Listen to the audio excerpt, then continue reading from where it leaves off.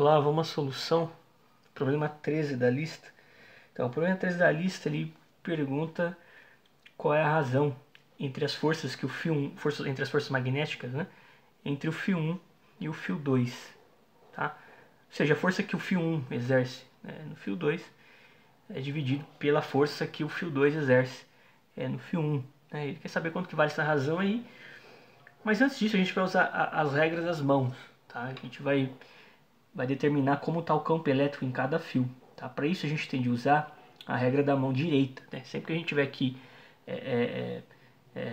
determinar a disposição do campo, a gente usa a regra da mão direita. Tá? Isso num fio. Então vamos lá. O dedão, né? Ou seja, o polegar, ele tá nesse sentido, né? Da corrente do fio 1. E veja que a minha mão ela faz com que o campo entre à esquerda do fio 1 e saia à direita, né, do fio 1, tá certo? De modo que, como o fio 2 está à direita de 1, o campo está aqui, ó. Tá? Esse seria o campo B1 no fio 2, correto? E daí a gente vai fazer a mesma coisa, né? Quer dizer, o polegar tá aí, ó, tá apontado, né, para o sentido da corrente no fio 2, e quando a gente mexe com a mão, a gente determina que o campo entra para o lado direito do fio 2 e sai para o lado esquerdo, né? Sai da folha para o lado esquerdo do fio 2, de modo que, como o fio 1 está do lado esquerdo do fio 2, aqui também está saindo campo. Tá? Nesse caso seria o campo de B2 no fio 1. Ok? Então é isso. Então a gente já achou aí como estão os campos, né, nos fios. Usando da regra da mão esquerda, já que a gente tem campo e fio, a gente consegue determinar para onde está a força em cada um dos fios. Quer dizer que a gente vai responder primeiro a segunda pergunta, né? E depois a gente responde a primeira, né? Ou seja, qual a razão entre as forças, né, que atuam nos fios. Então vamos lá. Usando a regra da mão esquerda, a gente tem, ó, né, isso aqui é a corrente, correto? Isso no fio 1. Isso aqui é o campo. Veja que está à esquerda, né, a força.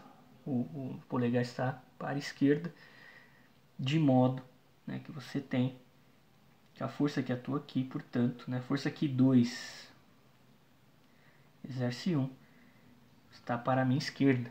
Né? Usando a regra da mão direita novamente, agora no fio 2, a gente tem, vamos lá, aqui, ó, certo? Ou seja, aqui você tem a corrente, né? O campo está saindo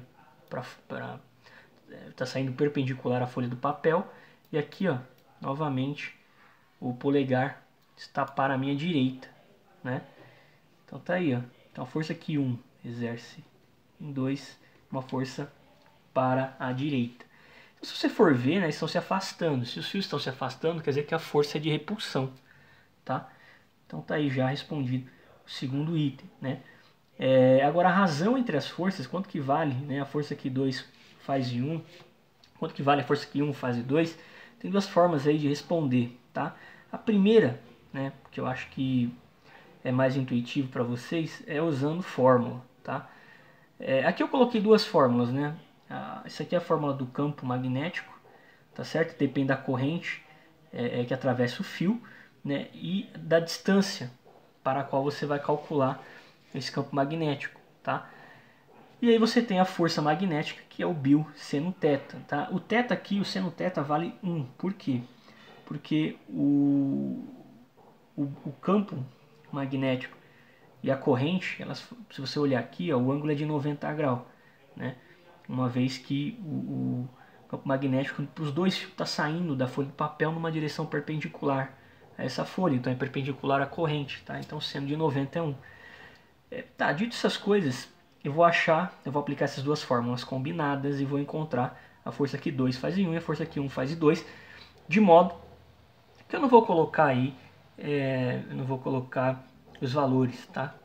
Não vou colocar a corrente, eu só vou mexer aí para você ver como vai acontecer a coisa. Vamos lá. Então, a força que 1 faz em 2. Vamos lá. A força que 1 faz em 2 é igual. O campo, né, gerado por 1 em 2, tá? Essa aqui é a distância que eu vou chamar de distância D da fórmula. Então, a gente tem um μ, que é uma constante, tá? Vezes a corrente 1.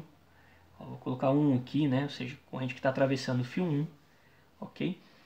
Dividido por 2π vezes D. Por que D? Porque o fio 2 está a uma distância D do fio 1, tá?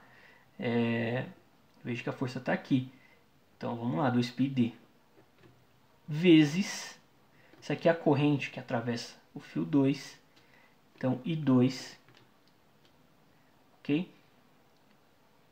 Ó, lembrando que a força magnética no fio, ele depende do campo externo e da corrente que atravessa o fio, tá? O campo externo para o fio 2 é o campo de B1, tá? E o campo externo para o fio 1 é o campo de B2, ok? Eu só estou aplicando aí uma fórmula que a gente já conhece.